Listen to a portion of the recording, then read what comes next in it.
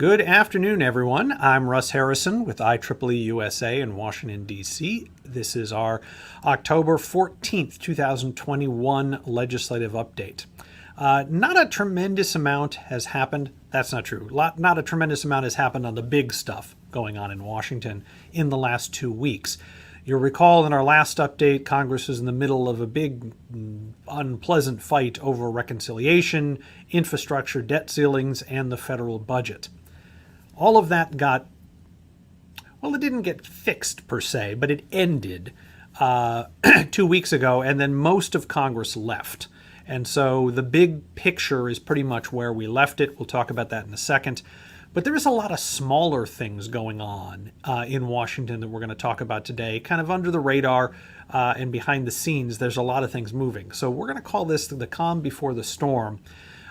When Congress gets back later this month and then in November and December, and they continue the fights from last month, things will get exciting and obvious again. But it's worth noting that there's a lot of other things going on, even as the big debates capture all the headlines. Start out, October 14th is the anniversary of the Battle of Hastings, William the Conqueror's start to his conquest of England in 1066. Today is also the anniversary of George Eastman's patent on paper film that led to Kodak and the creation of kind of photography that everyone could enjoy, populist movement in the photography industry. Kodak, of course, dominated that industry up until one really unfortunate business decision about 20 years ago, and is unfortunately not really a big player anymore. But the creation of paper film was a big moment in photography, worth noting. So let's deal with the big picture stuff first. Infrastructure and reconciliation are basically where they were at the end of September. The debt ceiling has been extended until December, January. Congress increased the debt ceiling by $480 billion. The Treasury says that's enough to get us either to the middle of December or maybe the middle of January, maybe a little bit longer, before the debt ceiling will have to be raised again. So they punted on it, which is fine. The reconciliation debate, it looks like congressional leaders are giving up on a $3.5 trillion bill. The new number is about $2 trillion. Senator Manchin has suggested he might accept a bill in the $2 trillion range, and now negotiations within the Democratic caucus in Congress over what needs to be dropped. The basic plan remains the same. Congressional leaders intend to move both the infrastructure bill and the reconciliation bill at roughly the same time, same day or within a couple days of each other. But the idea is the two are going to be linked. Congressional leaders are saying they're going to pass it by the end of October. That is not going to happen, I'm pretty confident. The problem is there's a rough agreement among the Democratic leaders to move a reconciliation bill in the $2 trillion range. But, between 1.9 trillion and say 2.3 trillion, there's a lot of distance. And agreement on the top line number is not really all that close to agreement on the bill itself, because there's a lot of details that have to be worked out. There's a dynamic here that is working dramatically in the Democrats' disfavor. Usually when you write a bill for the first time, it's about making people happy because you choose a bunch of things to include in the bill. Some people's things aren't going to be included in the bill, which is disappointing to them, but they never were in the bill. And so you find something else that they wanted you can put in, and then they're happy. What's happening now is the Democrats had a bill. I mean, they hadn't actually finalized it, but it was enough of a bill so that people knew their pet thing was in there. And now a lot of those things have to be pulled out. So instead of focusing on what it is going to be included, legislators are focusing on what is not going to be included because it used to be in there. And thus, instead of, when it's not in the bill anymore, simply not winning, those legislators have actually lost because it was and now it wasn't. Now it isn't, which makes the negotiation more difficult. Senator Sinema has not indicated one way or another whether she accepts this basic approach at all. Senator Manchin has made it clear that there are certain things he doesn't want in the bill, and we do not know if other legislators, particularly progressives in the House, are going to accept his demands. And so we're still pretty far away from anything. The infrastructure bill could pass at any time, but congressional leaders are not going to move it, or at least saying they're not going to move it, until the reconciliation bill moves too. Now, it's worth noting that there's no real deadline on any of this. I mean, these bills don't exist. They don't have to pass at all. So there's no real harm in these bills sliding into November, December, or even early next year. Although the closer we get to next summer, when election season will start in earnest, the less likely they are to pass. So there kind of is an informal hard deadline of probably the spring to get these done. But if it doesn't happen by the end of October, it's not that big a deal. They can just do it next month. Now we'll move on to some of the things going on beneath the surface. A number of legislators, particularly in the Senate, are actively pushing the administration to make vaccine technology and vaccine patents, as COVID vaccine technology and patents, available to other countries. The idea here is poorer countries, less developed countries need help dealing with COVID, and so we should make it easier for them to produce, particularly in this case, Moderna vaccines for their own population. IEEE-USA is on record opposing that, not because we care all that much about vaccine technology, but we do care about patents and other intellectual property, and we're concerned about a movement to devalue the patent. And we're concerned about arguments that it is in society's good that a company's patent be violated. Patents to us are they're property rights. They convey value and they have importance, and it is important that they be respected and that people understand that they will be respected. Otherwise, people that generate intellectual property for a living, inventors, particularly smaller inventors, independent inventors, will not be sure that they can actually capitalize on their work and thus are less likely to do the work in the first place.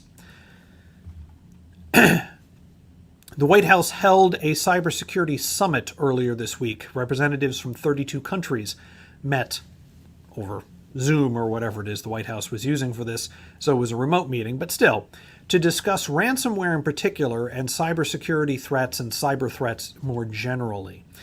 This is part of an aggressive attempt by the administration to do a better job of coordinating global responses to cyber disruptions and cyber crime.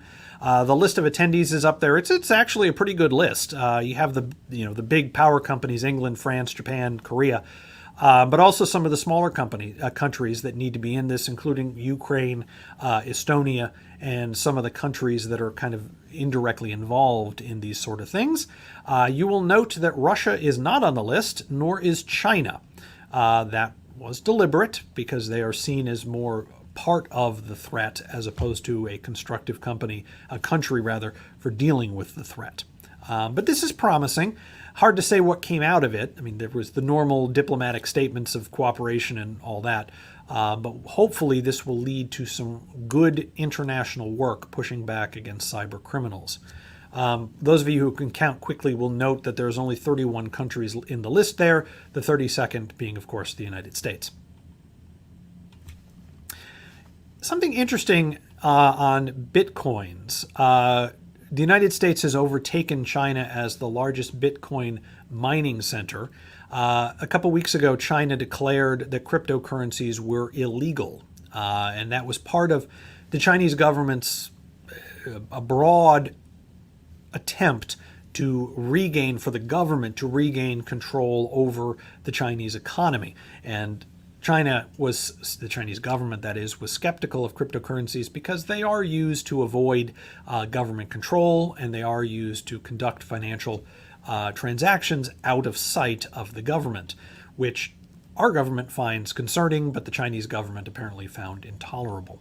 Now, the interesting consequence of the Chinese government's decision is that China's share of the world Bitcoin mining business dropped from about 75% to something very close to zero over the course of 2 years. And that's pretty dramatic.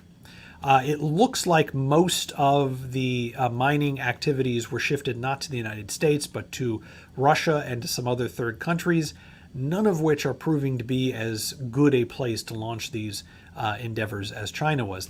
Russia doesn't have the infrastructure, doesn't have the electrical grid. China, by the way, was also motivated by the enormous energy demands of these mining efforts. China's electrical grid has become very shaky recently, with blackouts hitting some of their major industrial cities.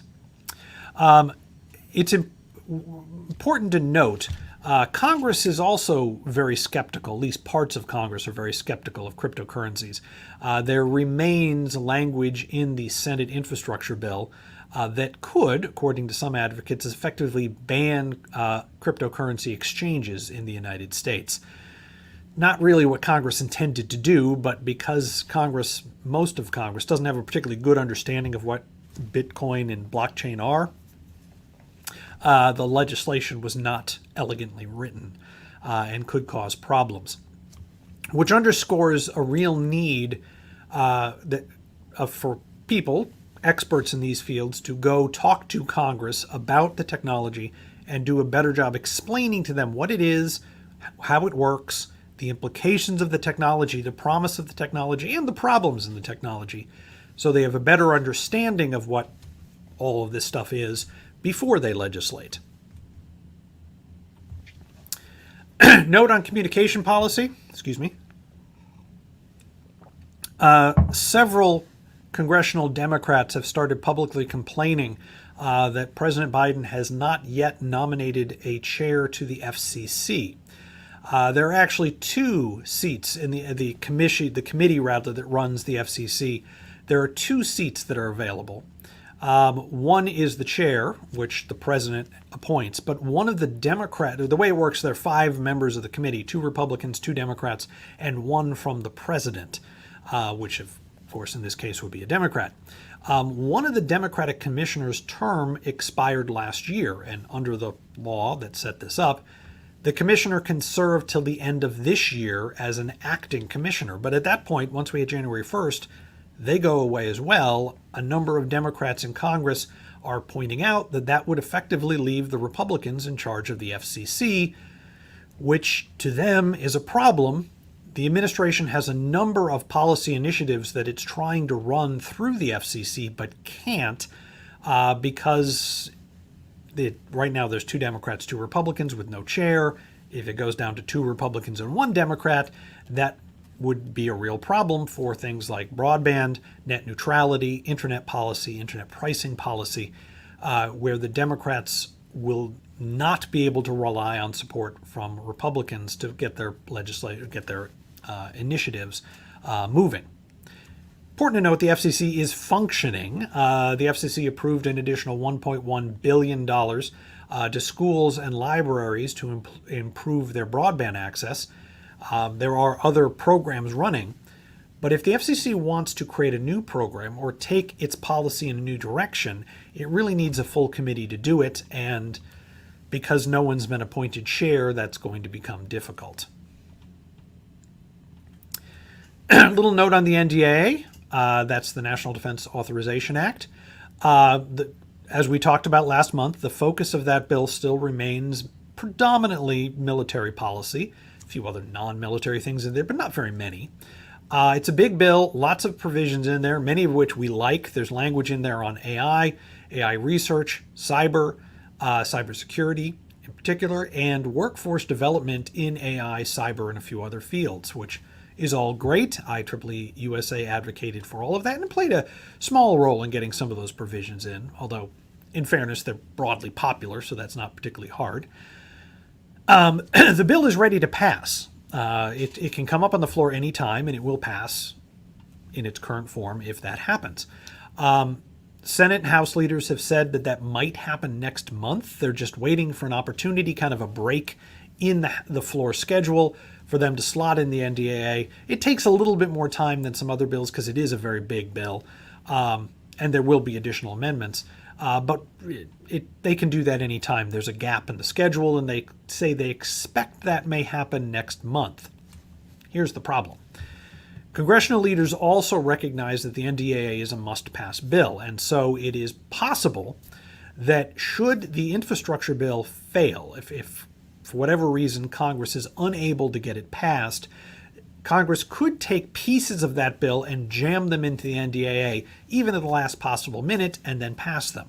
Probably couldn't put the whole bill in there, but you can certainly put a large portion of it in there, and it would still pass even through the filibuster in the Senate. But of course, that only works if the NDAA hasn't passed, which does suggest that I think congressional leaders are going to hold the NDAA back until they have a clear path to pass the infrastructure bill and the reconciliation bill. They can take some of that stuff and put it in the NDAA as well. But until they know those bills are going to pass, I suspect they're going to hold the NDAA just in case. There are some other bills they can use to do this as well, but the NDAA is probably the easiest. A couple notes on immigration policy. IEEE-USA is engaged in discussions with the White House over Afghan refugees and the state of Afghan refugees. Through those conversations, we have learned, as has been in the press, Afghan refugees are arriving in the United States. The administration is giving refugees a choice of where they want to be brought, but the vast majority of them are choosing 5 cities: Houston, San Antonio, Sacramento, D.C., and Seattle, which is causing a little bit of concern because Afghan refugees, like most refugees, are a challenge for the local communities. And so the administration is trying to disperse them more effectively across the country. They are specifically targeting Omaha, Detroit, Fargo, Portland, Oregon, Milwaukee, and Springfield, Massachusetts as options for the refugees. Those cities seem to have been selected both because of the willingness of the local government to accept and help the refugees, but also because of workforce shortages in those cities. These are cities that said, yes, we could use more people, we want more people, and we'll throw out the welcome mat to the Afghan refugees, which is not to say refugees can't go other places. It's just that for whatever reason, they're targeting 5 cities, and the administration, probably wisely, wants to distribute the refugees more generally. IEEE-USA is, as I said, working with the White House on this. We have been asked by the White House to help refugees assimilate and join American society. The assimilation efforts are focusing on the universities in the short run. Universities have the benefit of being able to provide people with legal status simply by admitting them.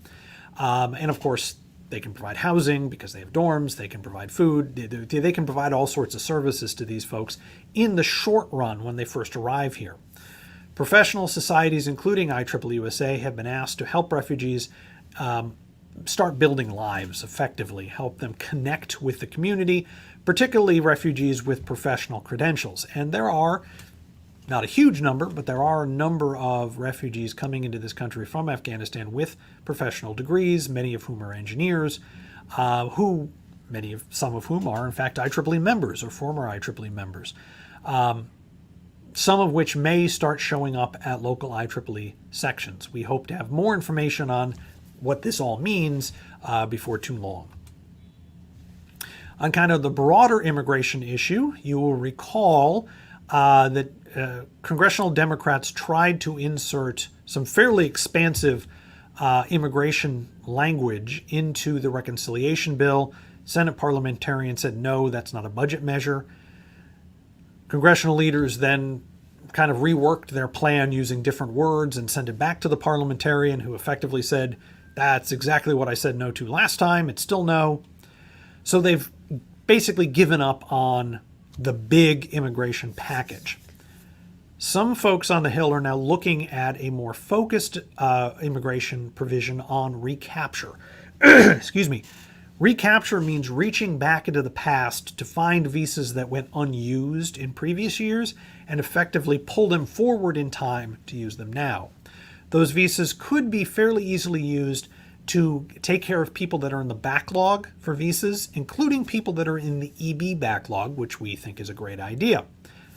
The problem with this approach is that just a couple days ago, Senator Menendez, the chair of the Senate Foreign Relations Committee, and thus an important person on this issue, has said he will not pass employment-based visa reform without broader visa reform. And he wasn't clear, but he meant without some sort of amnesty provision for undocumented workers, but it's the amnesty provision that was uniquely problematic to the parliamentarian. Senator Menendez said he might be willing to do family-based recapture relief, but not employment-based. He actually said, I'm not going to bail out the companies until we help, I forget the word he used, but he was referring to undocumented workers. Now, the challenge with all of that is there's only so many visas that can be recaptured. Now, it's a lot, but there's only so many. We want to make sure that the Congress doesn't recapture employment-based visas and then use them for the family-based system, because we want to hold on to those for some future date when perhaps we can recapture to clean out the backlog in the EB program, the employment-based program. The point of all of this in the short run is that it's very unlikely that any immigration reform gets done this year. There's just too much distance between what's possible and what congressional leaders say they need to actually get this done. In other words, we're basically where we've been for the past 20 years, with congressional leaders saying we're not going to do anything until we can do everything, and since we can't do everything, we're not going to do anything, which is not a terribly constructive way to be place to be, but that's where we are. Small update on AB 5. That's the anti-gig worker law that was passed in California a couple of years. IEEE-USA has documented cases where technology consultants have lost contracts because of AB 5. We know that there are situations where people have lost their livelihood because of this, but it is proven very hard to measure that for a couple of reasons. First of all, some of the contracts that independent contractors have lost have shifted simply to consulting companies instead of consulting individuals, which is permitted under AB 5, which means they're still consulting contracts, and so they're not showing up in kind of the normal simple analysis of all of this. It's also really hard to tell the difference between job losses because of AB 5 and job losses because of COVID. The just massive impact COVID has had on the economy and labor markets, it makes it very difficult to tease out what's AB 5 and what's not. But we do know some of the job loss is attributable to AB 5. Jobs do appear to be leaving California. Again, it's hard to say how many. Some of them are moving to other states and some of them are moving overseas. Now, there's an interesting wrinkle in the AB 5 update. You may be aware that the United States is facing some really critical supply chain problems. Actually, the whole world is. But the United States has our unique problems. And one of the problems is the port at Long Beach, California. The port at Long Beach is the biggest in our country. A huge, something approaching 50% of imports come through Long Beach in California. Well, there's a massive backlog of boats waiting to be unloaded at the port. There's a number of reasons for the problem. COVID is one of the big ones. But part of the problem is also truckers. AB 5 effectively banned independent truckers in California. Now, in a previous life, I worked for the American Trucking Association. I know independent truckers play a significant role in our transportation system and represent a fairly good percentage of the overall trucking industry. And they're not able to now go to Long Beach to pick up containers to take wherever it is that they need to be taken, which is contributing to the slowdown in Long Beach. It's not the only factor, it's probably not the major factor, but it is clear that AB 5 is having an impact, which is problematic. Now, here in Washington, the PRO Act, which, among other things, enshrined the AB 5 model into federal law, does appear to be dead, at least for the moment. Now, whenever you say a bill is dead in Congress, it's dead exactly as long as legislators let it stay dead. Dead bills can come back to life at any time. But as Congress has been arguing over priorities, as they've been arguing over what goes into various bills, the PRO Act actually hasn't been part of the discussion. Congressional leaders bring it up every now and then, but it's really not in the mix, which strongly suggests congressional leaders have decided to let it go. They'll bring it up again probably next year, but there's no real path to getting that passed at the moment, and signs are there won't be at least for a while. Two smaller things that just highlight other services that IEEE-USA can provide. Mississippi has passed a bill taxing cloud computing. Cloud computing facilities are seen by local and state governments as massive revenue sources. Cloud computing facilities don't employ a huge number of people, but because the equipment at those facilities is enormously expensive, they kick off huge amounts of tax dollars. And they don't produce students for the local schools. They don't increase burden on the police, on fire. They don't drive up home. Because they don't employ a lot of people, some of the negative effects of, say, a major factory aren't felt by a community. And so a lot of local governments see cloud computing facilities as just dollars, tax dollars. Which means efforts to increase tax on them may increase at the local and state level. Now, IEEE-USA isn't terribly involved in that debate. I just wanted to highlight it and remind everyone that if your local state or community begins looking at technology in ways that you and the local IEEE community don't like, you should give us a call. IEEE-USA can help local and state units of IEEE, whatever those happen to be, respond to these types of bills, either in support or in opposition, depending on what you want. But you should give me a call if you see these things coming up in your state and you want to do something about it. IEEE-USA did get involved in an effort to tax computer services right over there in Maryland a few years ago, and we successfully managed to get the tax repealed before it went into effect. Another kind of one issue that I'm using to illustrate another issue. There is a lawsuit moving through the courts, the California courts specifically. Courts ruled yesterday that it could proceed. It is a data privacy lawsuit against T-Mobile. Basically, T-Mobile was hacked and customer records were compromised. And so the owners of that information, the customers, are now suing T-Mobile for a breach of contract. Now, the case itself hinges on some peculiar language within T-Mobile's unique user agreement that you sign when you sign up for their programs. And so this isn't really kind of a national debate on digital privacy. However, because Congress, the federal government, hasn't stepped up with the digital privacy law for the country, lawsuits like this, state laws, and other non-legislative vehicles could very easily end up determining what American policy is on digital privacy.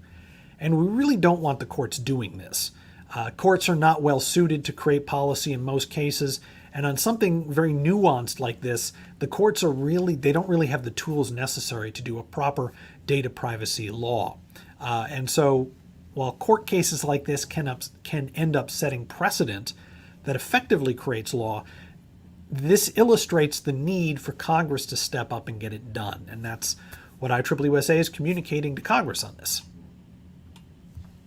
Lastly, I wanted to bring your attention to EVO 2.0, the next iteration of EVO, which will be held November 3rd from 1 to 4 o'clock Eastern. Registration is currently open and free. They have a fantastic lineup of really high-level speakers to talk about the state of technology industry, the direction of industry, and about becoming a leader in the professional world. evoconference.org is the website. I encourage you all to go and register. The first version of this back in September was a fantastic program, and I'm absolutely certain this one will be as well. Next update will be Thursday, October 28th, almost to Halloween. By then, Congress will have been back for a couple weeks. They will have started to work on reconciliation and infrastructure. We should have a lot more information on the federal budget as well, FY 2022 budget, which, of course, was due 2 weeks ago. And if you have any questions about any of this, please enter it in the chat field on your computer. And while you're doing that, I am Russell Harrison, the Director of Government Relations for IEEE-USA. My direct phone number is 202-530-8326. My email address is r.t.harrison@ieee.org. Feel free to reach out anytime you have questions about anything the government's doing, whichever government that happens to be. My staff and I are always here, ready to help you out with whatever your local elected folks are doing. And with that, I'm going to stop sharing my screen and flip over to the other screen here. There we go, to look at comments. Don Hearies, the energy consumption, I think, was the big motivator in China getting rid of bitcoins. They're having real problems with their electrical grid right now, and I don't pretend to know the ins and outs of that, but I do know they're suffering some really debilitating blackouts. Bitcoin is massively energy intensive, and getting rid of it has a real impact on kind of the national energy portfolio for China. I suspect it also gets them out of the ransomware business, although another study on this showed that North America was overwhelmingly the top target. And so it doesn't look like China was targeted all that much. But, Don, you're right. I'm sure they were targeted, and this does make it harder for ransomware folks to extract money from Chinese businesses.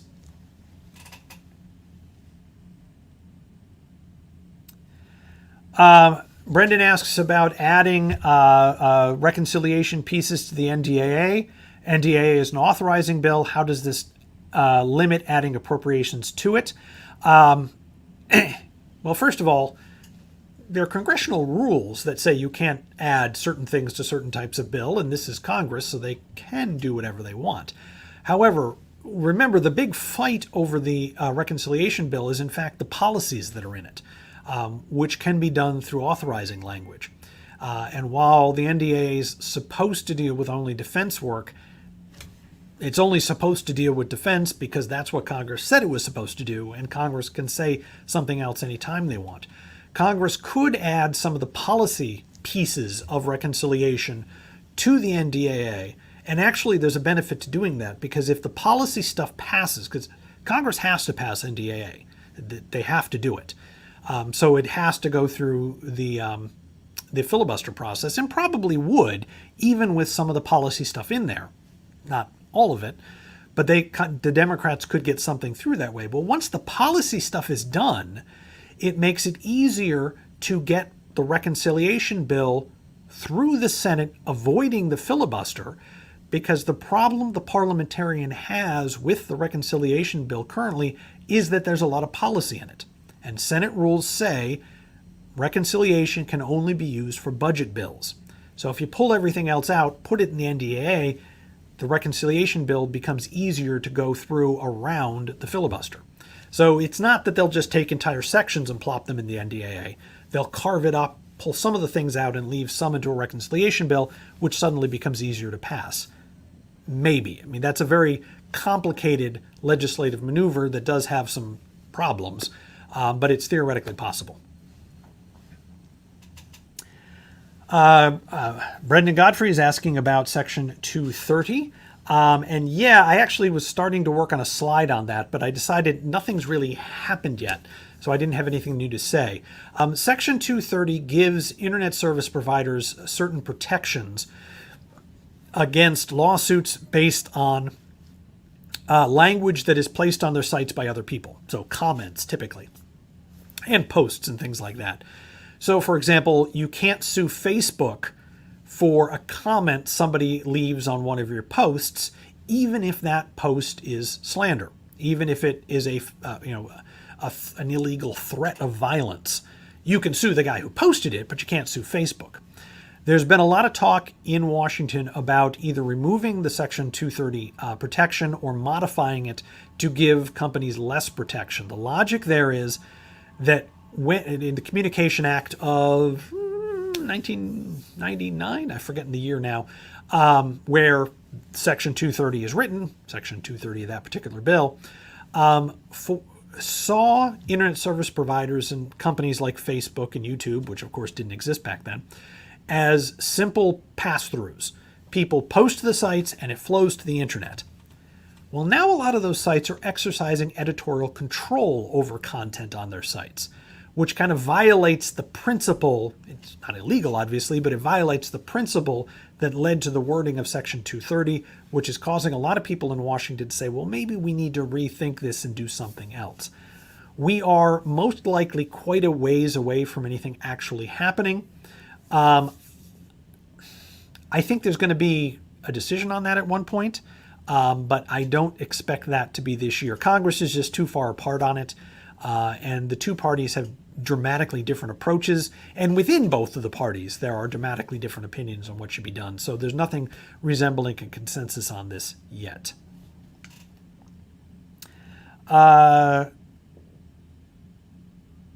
China's problem, this is my Vice President for Government Relations, Will Robinson. China's problem with their electrical grid is associated with importing coal from Australia. I know that's part of it. I believe there's some other things going on. The grid itself seems to be unstable. But yeah, the coal is part of it. And there's a number of other things going on as well. The important point is China's got some energy problems, which cause them to try to find ways to reduce energy consumption, and Bitcoin is a good way to do it.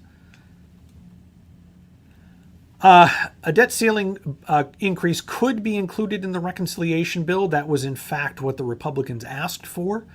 The problem with that is entirely political. The reconciliation bill, if it passes, will pass with virtually or probably no Republican support. Democrats don't want to be solely responsible for raising the debt ceiling, because Republicans can then use that in the upcoming campaign to say, look at all the money the Democrats borrowed all by themselves. Usually the debt ceiling increase is bipartisan, which means neither party can use it as a weapon against the other party.